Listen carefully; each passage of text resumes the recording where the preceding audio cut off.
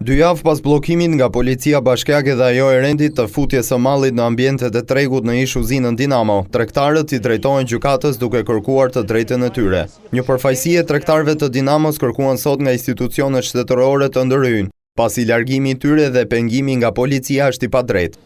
Ne apelojmë që kjo plagë e madhe sociale hapur këto ditë të bllokimit të mos shndrohet në një grop gjigante papunësie dhe pakënaqësie ndaj vendimarrësve dhe oligarkëve që përfitojnë nga kjo shërbesë e padrejtë. Jemi në pritje dhe nuk do të rreshëm se kërkuari e mbrojtur të drejtën tonë. Ne jemi drejtuar gjykatës dhe ligjit në Republikën tonë dhe kushdo që ka hedhur firmën në këtë padrejtësi do të përballet me ligjin dhe të drejtën tonë juridike e pronësore. Po ashtu tregtarët denoncojnë faktin se policia bashkiake duke penguar ata të fusin produktet për t'i tregtuar në treg, ka krijuar hapësira për tregje informale të cilat kanë bllokuar dhe rrugën Ferit Xhaiko në kryeqytet.